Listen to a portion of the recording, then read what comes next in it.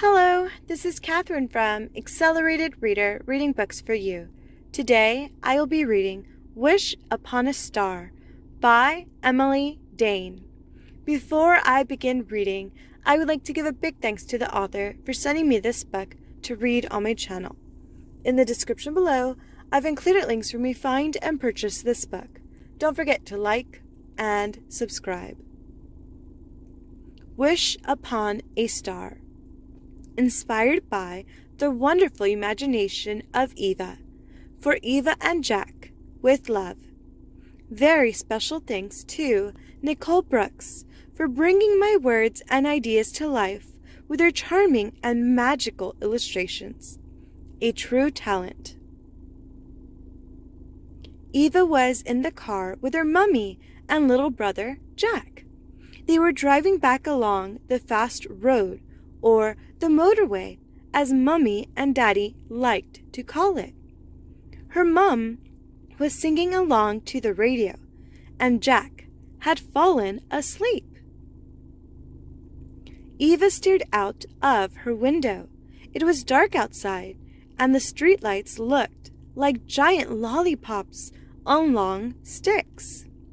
The sky was clear, so she decided to count the stars. "What's that?" she exclaimed with excitement. It was a shooting star. Eva knew what to do. "I must make a wish," she said to herself. So she closed her eyes. "I wish that I could be a real fairy, and that when I wake up, I have real fairy wings." As the evening went on, Eva felt a funny tingling in her back. Could it be her wings starting to grow? She wondered. At bedtime, Eva decided that she had better sleep on her tummy, and she probably shouldn't have the quilt pulled up over her back, just in case. Finally, she drifted off to sleep. In the middle of the night, Eva woke up. She still had a tingly back. She got up to go to the bathroom, and as she turned around, she saw herself in the mirror with huge fairy wings. The next minute, she heard her dog, Misty, scratching at the kitchen door, so she quickly tiptoed down the stairs. "Oh my!" she exclaimed. "Misty also has fairy wings." What are fairies and fairy dogs supposed to do in the middle of the night? Eva wondered aloud to Misty. They looked out of the window, and Eva thought she saw twinkling lights coming from the tree at the end of the garden. They sat down on the living room floor. Then the strangest thing happened. Twinkling, sparkling sparkles started to float down the chimney. Eva sat statue still, not sure if she could believe her eyes. Misty got up to investigate. The twinkling, sparkling sparkles were making a rather loud humming sound. And then they stopped, silent. Eva could see that every little twinkling, sparkling sparkle was actually a fairy. One of the fairies fluttered up close to Eva. "I believe you made a wish on a shooting star," she said in a tiny voice. Eva nodded. "Well then," the fairy continued, "you might have noticed that we have already been working on your wings." Eva nodded again. "But wings are not much use without some magic." And with that, the fairy blew a handful of fairy dust over Eva, also catching Misty. In that instant, Eva was spun around, up into the air in a swirl of magic fairy dust.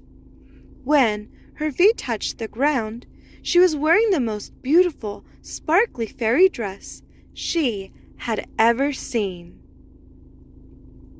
"And now for the final thing that sets fairies apart," said the fairy. And with the wave of her wand, Eva and Misty were shrunk down to the perfect fairy size. "Right!" announced the fairy. "Let's go." "Go where?" Eva wondered aloud. "Well, my dear, it is nearly midnight, and midnight is the perfect time for a fairy tea party." "Oh!" exclaimed Eva in a wave of excitement. The fairy took hold of Eva's hand, and Eva took hold of Misty's collar, and before they knew it, they had flown up the chimney, into the sky, and landed on top branch of the big tree at the end of the garden. In front of them was a huge green and gold fairy door. Why did it look so big? Eva wondered, and then she remembered that she was now actually quite small. They stepped through the door, and Eva was amazed by what she saw. Balloons were beautifully arranged on little round tables, and each table had a tiny jar with pretty flowers in it. An elf was playing the piano in the corner, and Eva could hear the gentle buzz of fairies chattering to each other. A long table was covered with mouth-watering food and so many cakes. She had never seen so many cakes. One of the fairies waved them over and offered Eva a glass of apple juice. He explained that a fairy tea party was lots of fun, and that she could help herself to as much food as she wanted, and later he would teach her how to do a fairy dance. He disappeared for a moment, and then reappeared with a dog bowl for Misty. Eva and Misty both had a feast. She had always wanted to have a midnight feast, and now she was doing just that. And it was just as much fun as she had imagined, and more. The music seemed to get even more jolly, and everyone started to dance. A couple of fairies took Eva by the hand and showed her some very fun fairy dance moves. They were all having so much fun, even Misty was. But then Misty got a bit too excited, and her waggy tail knocked over a table. Plates and glasses tumbled everywhere, and poor Misty ended up with a cut on her tail. One of the fairies rushed over to take a look. "You'll be fine," he said, "but I think you need 2 things, just to be on the safe side: a plaster and a special fairy dog biscuit." Misty was soon relaxing in a luxurious basket, after enjoying not just 1 biscuit, but 3. Once everyone knew she was okay, they continued dancing and singing and having a really lovely time. The elf who was playing the piano slowed his music down, and everyone seemed to know what this meant. Everyone except Eva and Misty, who looked around to see what was happening. The sun would soon be rising, so it was time for the party to come to an end. Everything would need to be tidied away, and they would have to go back home and get back into their beds. Two fairies guided Eva and Misty back down the chimney, and with a wave of the wand, they were returned to their normal size again. The fairies said goodbye and disappeared back up the chimney. Eva put Misty back into her basket, then crept wearily up the stairs and crawled into bed. The next morning, as soon as Eva woke up, she felt around to her back. Her wings had gone. Was it all just a dream? She wondered as she started getting ready for school. Eva plodded down the stairs and was greeted by Misty and her very waggy tail. They had a usual morning routine. Eva would tell her to sit, then lie down and roll over, followed by paw and a big cuddle. Just as Eva was wrapping her arms around Misty, she noticed something out of the corner of her eye.